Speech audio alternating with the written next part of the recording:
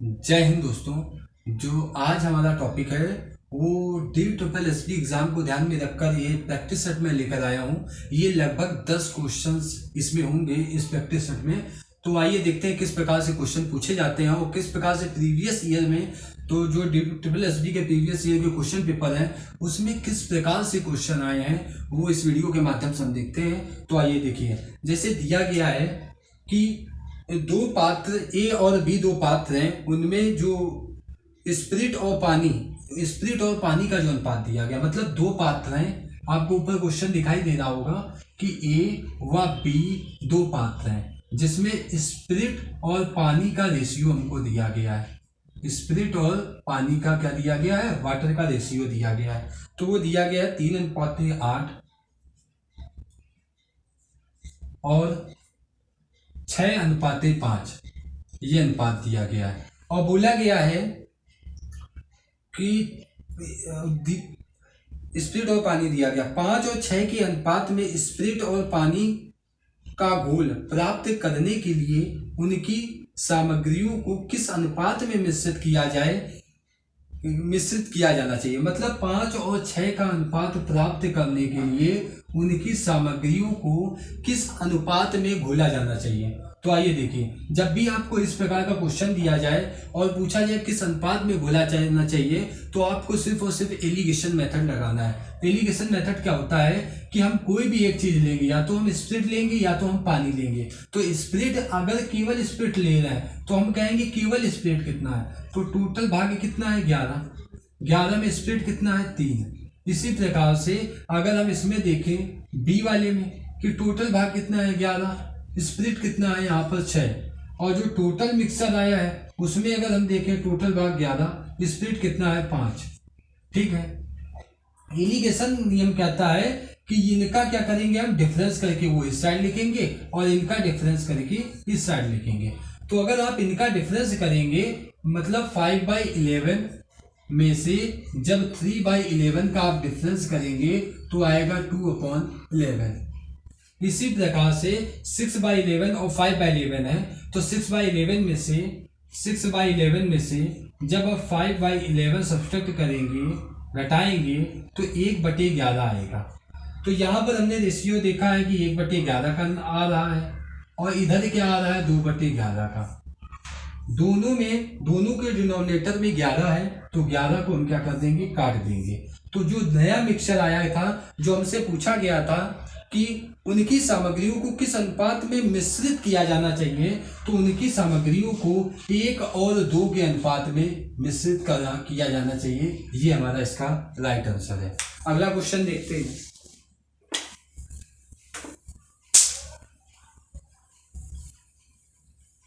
तो अगला क्वेश्चन आपको दिख रहा होगा कि ए बी और सी अकेले किसी कार्य को 20 दिन, 30 दिन और 60 दिन में पूरा करते हैं। मतलब 3 लोग हैं, ए है, बी है, सी है। ए 20 दिन में काम करता है, बी 30 दिन में काम करता है और सी 60 दिन में काम करता है।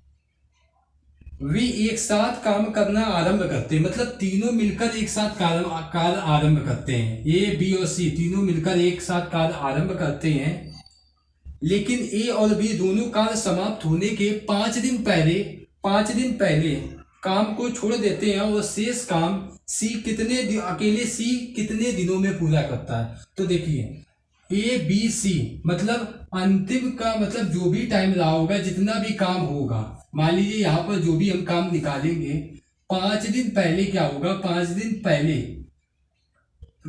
काम करने पर शुरुआत तो ए बी और सी तीनों ने मिलकर की थी, लेकिन लास्ट के मतलब 5 दिन इन्होंने काम किया। कितने दिन काम किया? इन्होंने 5 दिन काम किया है। तो शेष जो काम होगा वो सी अकेला कितने दिनों में करेगा, तो ये हमें समझना है। तो हम क्या करेंगे, 20, 30 और 60 का क्या ले लेंगे, एलसीएम ले लेंगे।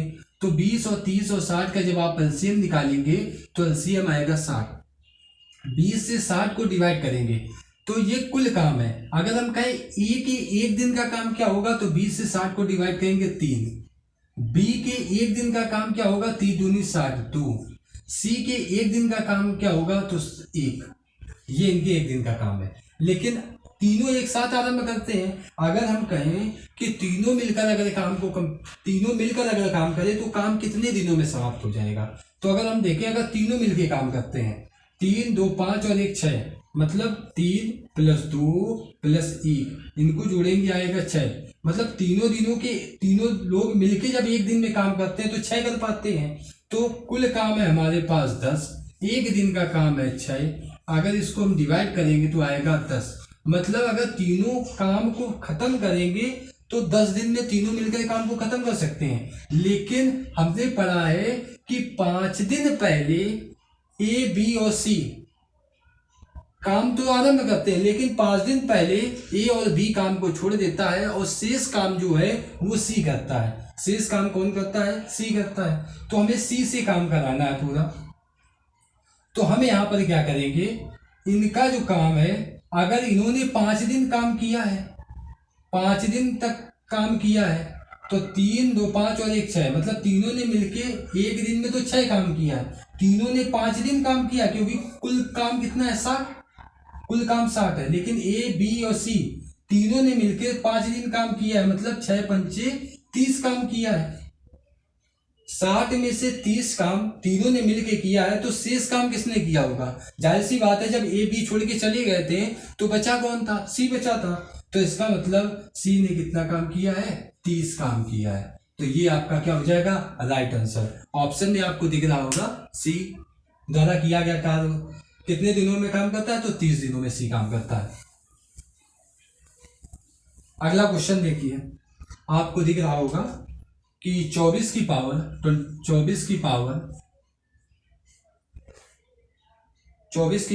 21 है, माइनस 46 की पावर 24 है, 46 की पावर 24 है।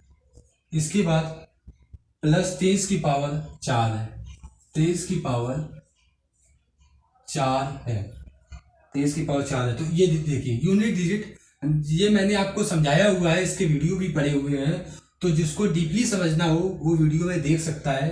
तो अगर हमने आपको बताया था कि 4, सबसे पहले जो पावर होती है उसको हम 4 से डिवाइड करेंगे, पावर में 4 से भाग करेंगे, जो शेषफल आएगा वही हम पावर में पढ़ाएंगे, पावर में चढ़ा देंगे। तो यहाँ पर 4 नोट करेंगे, 4 से भाग करेंगे तो रिमाइंडर कितना आएगा? 1 आएगा, माइनस यहाँ पर 6। हमने आपको बताया है कि 6 की चाहे जितनी पावर हो उसका जो यूनिट डिजिट आएगा वो 6 ही आएगा, तो मैंने 6 नोट कर दिया।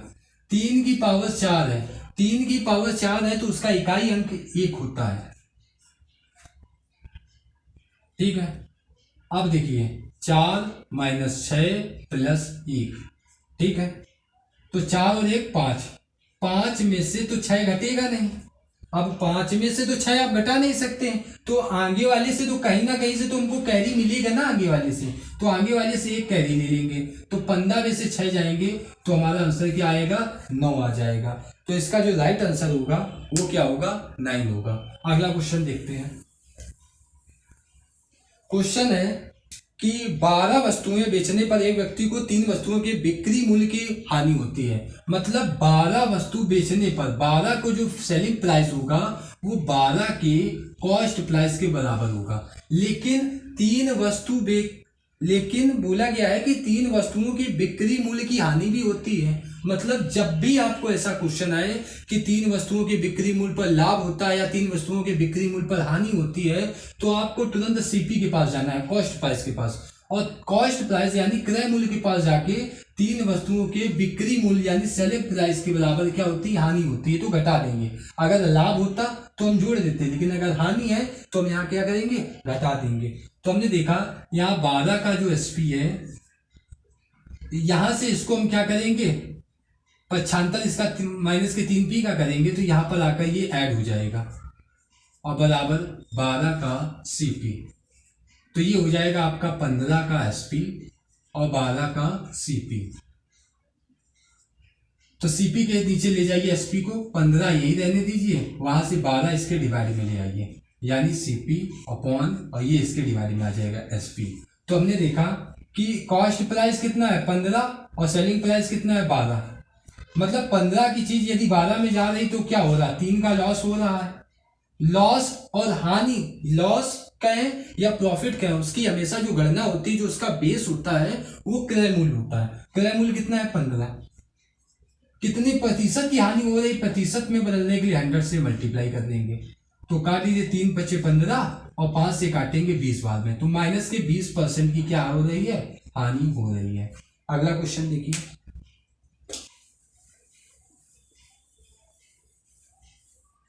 अगला क्वेश्चन दिया गया है कि एक रेलगाड़ी पड़ाव के बिना, मतलब बिना रुके हुए 75 किलोमीटर प्रति घंटे की रफ्तार से चलती है और पड़ाव के साथ 66 किलोमीटर प्रति घंटे की रफ्तार से चलती है, तो रेलगाड़ी प्रति घंटे औसतन कितने मीटर रुकती है। जब भी ऐसा क्वेश्चन आ जाए तो आपको क्या करना है, चालों का अंतर, जो चाल दी जाए तो चालों का अंतर करना है,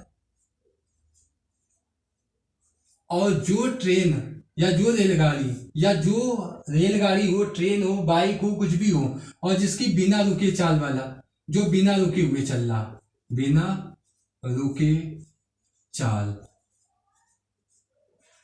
और आपको क्या करना है यहाँ पर 100 से गुणा कर देना। कितने से गुणा कर देना है, 100 से। एक मिनट पूछा गया है प्रति घंटे औसत कितने मिनट रुकती है, सॉरी प्रति घंटे औसत मिनट, अगर मिनट में पूछा गया है तो हम 60 से गुणा करेंगे। यहाँ पर अगर मिनट में पूछा गया तो 60 से गुणा करेंगे। तो हमें चाल दी गई है 75 किलोमीटर प्रति घंटे, बिना रुके हुए जो चाल है वो 75 है, और जो रुके हुए चाल है वो है 66। तो 75 में से 66 घटाएंगे और बिना रुके हुए यानी 75 और गुणे 60 कर देंगे। तो 15 में से 6 जाएंगे 9 आएगा, यहाँ बचेगा 6 में से 6 जाएंगे 0 बटे 75 और गुणे 60। तो 15 × 75 और 15 चौको 60, 3 × 9 और 3 चौको 12, यानी 12 मिनट। 12 मिनट आपका क्या हो जाएगा, आंसर हो जाएगा। क्वेश्चन पूछा गया था कि रेलगाड़ी प्रति घंटे औसतन कितने मिनट रुकती है, तो वह कितने मिनट रुकती है, 12 मिनट रुकती है। अगला क्वेश्चन देखिए, दिया गया है प्रत्येक 2 सेंटीमीटर किनारे वाले 6 घनों को एक घनाभ बनाने के लिए, मतलब 2 सेंटीमीटर किनारा है, घन की बात करें तो 6 घन है। कितने घन है, 6 घन है, और उनकी जो भुजाएं हैं, एजेस हैं, वो 2 सेंटीमीटर है, और कितने हैं, 6 घन है, 6 घन है, और 6 घन को जोड़कर एक घनाभ बनाया जाता है। क्या बनाया जाता है, घनाभ बनाया जाता है। मतलब 6 घनों को जोड़कर एक हमको क्या बनाना है, घनाभ बनाना है। अंत से अंत को जोड़ा जाता है। जैसे अगर हम कहें, मान लीजिए रफली फिगर में बना रहा हूं, ये मान लीजिए घनाभ है और इसमें अंत से अंत तक मैं जोड़ने का प्रयास कर रहा हूं, तो लगभग ऐसे जुड़ेगा, लगभग में ऐसे जुड़ेगा। तो अगर इसकी 2 सेंटीमीटर थी लेंथ, इसकी अगर 2 सेंटीमीटर थी, तो ये भी 2 सेंटीमीटर, ये भी 2 सेंटीमीटर, ये भी 2 सेंटीमीटर, ये तो मैंने 3 जोड़े हैं। हमको कितने घनाभ जोड़ने, घन जोड़ने, मतलब जो घन है वो 6 घन है। अब 6 घन है, एक घन में अगर 2 है तो 6 घन में कितना हो जाएगा, 12। 6 घन में कितना हो जाएगा, 12। तो अगर इसकी जो लेंथ जो आएगी, जो इसकी लेंथ आएगी, लेंथ कितनी हो जाएगी, 12 सेंटीमीटर, क्योंकि मैंने यहाँ 3 घन जोड़े हैं लेकिन आगे 6 घन तक जोड़े जाएंगे। तो इसकी बाकी देखिए चौड़ाई भी 2 रहेगी और जो इसकी ऊंचाई भी रहेगी वो भी क्या रहेगी, 2 रहेगी। तो हम पढ़ेंगे घन का, हमें पता होना चाहिए घन का संपूर्ण पृष्ठ क्या होता है। तो घन का जो संपूर्ण पृष्ठ होता है वो होता है 6a²। और घनाभ की यदि हम बात करें कि घनाभ का पृष्ठीय क्षेत्रफल या संपूर्ण पृष्ठ क्या होता है, तो 2lb + bh + hL होता है। ये होता है घनाभ का। तो इसकी प्रत्येक साइड 2 सेंटीमीटर की है, तो अगर इसका हम निकालें कि संपूर्ण पृष्ठ क्या आएगा, तो 2 × 2 का स्क्वायर यानी 4, 2 का स्क्वायर यानी 4, 6 चौको 24 सेंटीमीटर। ये एक घन का है, ये कितने घन का है? ये एक घन का संपूर्ण पृष्ठ क्षेत्रफल है। हमें कितने घनों का निकालना है? 6 घन का। तो 24 में से हम 6 का गुणा कर देंगे। 24 छका होता है 24 पंचे 120 और 24 छका 144 सेंटीमीटर स्क्वायर, 44 सेंटीमीटर स्क्वायर। इसी प्रकार से घनाभ का निकाल लेंगे। लेंथ कितनी हो गई है? 12 और ब्रीथ 2 है, ब्रीथ 2 है, हाइट भी 2 है, हाइट भी 2 है और लेंथ 12 है।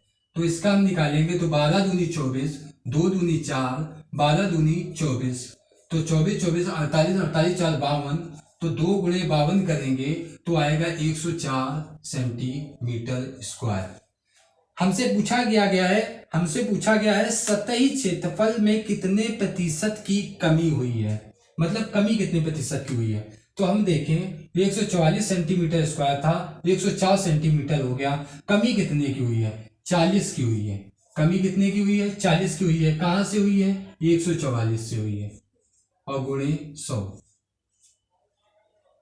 काट देंगे, 4 से काटेंगे, 4 एकम 4, 4 3 12, 4 छम 24, फिर 4 9 36, 4 से काटेंगे 25, तो 250/9 कितना हो जाएगा? ये 250/9, तो 9 दूनी 18 हो जाएगा। 9 दूनी 18, बचेगा कितना? 7 हो जाएगा और 9 7 63, तो लगभग 27 दशमलव समथिंग कुछ आंसर आएगा। तो जो ऑप्शन में आपको दिख रहा होगा 27 दशमलव जो समथिंग होगा वही हमारा क्या होगा? इसका आंसर होगा 27.8%।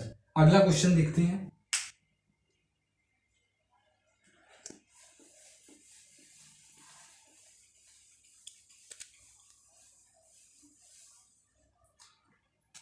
अगला क्वेश्चन दिया गया निम्न में से किसके बराबर है? 1.98 स्क्वायर, 1.98 का स्क्वायर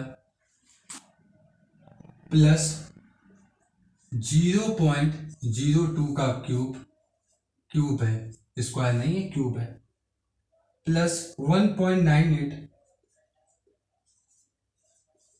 इंटू 0.12। अब इसको समझना है कि ये क्या, यहां पर क्या कॉन्सेप्ट बन रहा। तो आपको सबसे पहले पता होना चाहिए कि a प्लस बी की क्यूब का फार्मूला क्या होता है। होता है a cube plus B cube plus 3ab और ब्रैकेट में होता है a प्लस बी, ये होता है इसका फार्मूला। तो हम क्या करेंगे? a cube plus B cube और ये 3ab को अगर आप अंदर भेजेंगे तो 3a² b plus 3ab square, ये हो जाएगा। हमें वैल्यू चाहिए a cube plus B cube. हमें देखें कि यहाँ पर क्या कॉन्सेप्ट बना इतने में। यहाँ तो हमको a मिल गया, b मिल गया, लेकिन यहाँ पर है ना कि 3 फिर a² या ये भी, ये हमको मिल जाए, ना मिले तो 3ab या a प्लस बी मिल जाए। तो हम देखेंगे कि 1.98 कैसे बना होगा। 1.98 तो मिला हुआ है, यहाँ पर 0.12 हुआ है। क्या हुआ है? 0.12। तो हम क्या करेंगे? यहां पर 1.98 में यदि आप 0.02 ऐड करेंगे तो ये आपका कितना बना देगा? ये बना देगा 2.00, यानी यहां से आपका कितना बन जाएगा? एक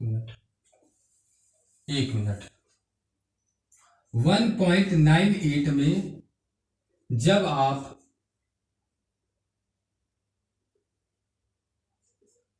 0.02 ऐड करेंगे तो 8 2 10 की 0 कैरी 1, 9 और 1 10 की 0 कैरी 1, यानी यहां पर आपका बना देगा 2 बना देगा। ठीक है, इसके बाद हमें देखना है कि बाहर हमको क्या मिल रहा है। a तो है 3b मिल रहा, 3b, तो 3 और b कितना है? 0.02, तो 3 दूनी 6, 0.06 हो जाएगा। अब इसका गुणा इससे कराएंगे तो 0.06 में जब 2 का गुणा हो जाएगा तो ये आ जाएगा 0.12, मतलब 0.12 बना देगा। तो यहां पर हमको क्या मिला कि ये जो है ये किसका फार्मूला बन रहा? a प्लस बी के क्यूब का, यानी 1.98 में से जब हम 0.02 और ये पूरे का क्यूब बन रहा है। इसको जब आप खोलेंगे ना तो ये बनेगा, इसको ऐड करेंगे तो आएगा 2 और 2 की पावर 3 है, यानी हमारा जो आंसर आएगा वो क्या आएगा 8 आएगा। इसका जो राइट आंसर होगा वो 8 आएगा। अगला क्वेश्चन देखते हैं।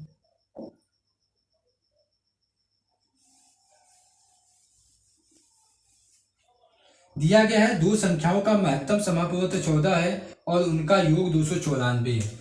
दो संख्याओं का, मान लीजिए एक संख्या x है और एक संख्या y है, इनका जो HCF है महत्तम समापवर्त जो है वो 14 है और इन दोनों संख्याओं का योग जो है, संख्याओं का जो योग है वो कितना दिया गया है, तो इन दोनों संख्याओं का योग 294 दिया गया है, 294 दिया गया है। पूछा गया है कि संख्याओं के ऐसे कितने जोड़े बनाए जा सकते हैं, कितने युग्म बनेंगे या कितने जोड़े बनाए जा सकते हैं। तो आपको पहले मैं बता दूं कि अगर मैं लेता हूं 15 और 20, मैं आपसे कहूं कि इनका HCF क्या होगा, तो आप कहेंगे इनका जो HCF होगा वो 5 होगा।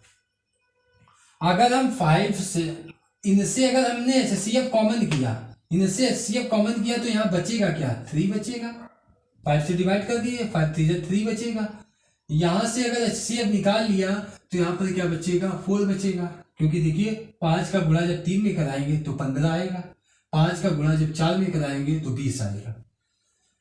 तो जो कॉमन होता है वो इनको हटाने से आता है ना, तो हम क्या करेंगे, जस्ट अगर 5 को वहां पर भेज रहे हैं तो फिर से हमें 15 और 20 संख्याएं मिल रही हैं, तो हम क्या करेंगे 14 का गुणा जो हमने संख्या मानी थी इसमें कर देंगे। तो एक संख्या हमारी हो जाएगी 14x और एक संख्या हो जाएगी हमारी 14y। बोला गया है दोनों संख्याओं का योग 294 है, तो 14x प्लस 14y जो है वो 294 के बराबर हो जाएगा। 14 कॉमन करेंगे तो ब्रैकेट के अंदर बचेगा x plus Y equal to 294। 14 से इसको काट दीजिए, 14 दूनी 28, 14 एकम 14, x प्लस वाई बराबर आ जाएगा 21। अब हमसे पूछा गया है कितने जोड़े बनेंगे, तो जब भी ऐसा क्वेश्चन हो जोड़े बनाने से रिलेटेड हो कि कितने जोड़े बनेंगे, तो आपको ये पता होना चाहिए कि जो हम संख्याएं लेंगे वो को प्राइम नंबर होने चाहिए, मतलब सहअभाज्य संख्या होनी चाहिए। जैसे अब जोड़ा बनाना है तो हम ले सकते हैं 1 प्लस 20 ले सकते हैं, 2 प्लस 19 ले सकते हैं, 3 प्लस 18 ले सकते हैं, 4 प्लस 17 ले सकते हैं, 5 प्लस 16 ले सकते हैं, 6 प्लस 15 ले सकते हैं, 7 प्लस 14 ले सकते हैं, 8 प्लस 13 ले सकते हैं, 9 प्लस 12 ले सकते हैं और 10 प्लस 11 ले सकते हैं। इसके बाद अगर करेंगे तो संख्या रिपीट होने लगेगी, 11 10 रिपीट होने लगेगी। तो इतने में हम देखते हैं यहाँ पर, ये देखिए ये दोनों सहअभाज्य संख्या है, यानी एक तो जोड़ा ये बनेगा, ये भी सहअभाज्य है। यहाँ पे देखिए कॉमन है 3 और 18 में, क्या 3 नहीं कॉमन होगा, क्योंकि 18 के आप फैक्टर करेंगे तो 3 इंटू 6 आएगा, यहाँ से 3 कॉमन आ जाएगा, तो इसको हम नहीं लेंगे। 4 इंटू 17 में कुछ भी कॉमन नहीं, ये होगा हमारा जोड़ा। 5 इंटू 16 में ये भी हमारा जोड़ा होगा। 6 इंटू 15 में कॉमन आ जाएगा, 7 इंटू 14 में भी कॉमन आ जाएगा, 8 इंटू 13 में कोई कॉमन नहीं आएगा, 9 12 में भी आ जाएगा और 10 11 में। तो कितने जोड़े बने, 1 2 3 4 5 6। तो इसका जो आंसर होगा कि कितने जोड़े बनेंगे, तो आंसर होगा 6 जोड़े बनेंगे। अगला क्वेश्चन देखते हैं।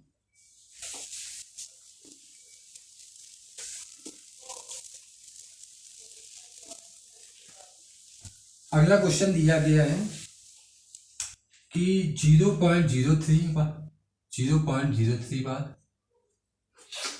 प्लस 0.09 बार 0.09 बार, पूरे के ऊपर 0 लगा हुआ है, बार लगा हुआ है, और 0.623 बार। तो जब भी आपको ऐसा सवाल आए, मान लीजिए लिखा हुआ है ABC, ये तीनों क्या हो रही हैं, इनके ऊपर बार लगा हुआ है, तो आपको क्या करना है, ABC बटे 299, जितने बार लगे होंगे उतने 99 नीचे हर पे लिखेंगे। अगला क्वेश्चन, मान लीजिए जैसे ए बी सी और बी और सी के ऊपर बार लगा हुआ है, तो आप क्या करेंगे, ए बी सी और जितने के ऊपर बार लगा उतनी संख्या नोट करेंगे। बार 2 के ऊपर है तो 2 9 बनाएंगे, 1 के ऊपर नहीं है तो 1 0 लगा लेंगे, ठीक है। लेकिन जिनके ऊपर बार था उनको क्या करेंगे, घटा भी देंगे। जिनके ऊपर बार था हम क्या करेंगे, उन संख्या को घटा भी देंगे।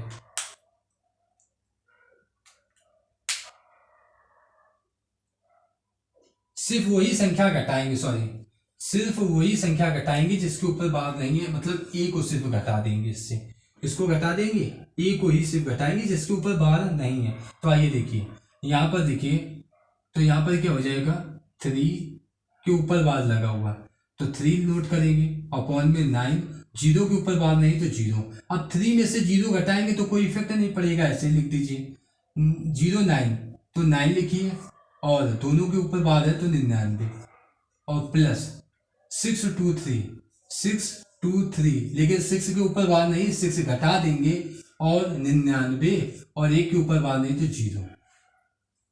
तो ये आएगा आपका 3/90, ये आएगा 9/99, ये आएगा आपका, घटा देंगे 13 में से 6 जाएंगे 9, 6 1 619, और बटे 9 9 0,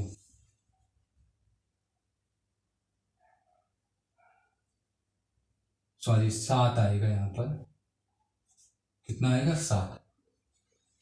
अब इसको एलसीएम ले सकते हैं, तो एलसीएम कितना आएगा, 9 9 0, 0 से 0 99, 9 से काटेंगे 11 3 33, प्लस 99 से 99, 10 से 90 आ जाएगा यहाँ पर, ये पूरे से पूरे यहाँ से 617 आ जाएगा, 617 जोड़ दीजिए, 7 3 10 के 0, हासिल लगा 1, 9 1 10, 11, और 11 और 3 होता है आपका 14, 1 यानी 740, और 9 9 0, 0 से 0, 74/99 क्या होगा, आपका आंसर होगा, 74/99 आपका आंसर होगा। अगला क्वेश्चन देखिए,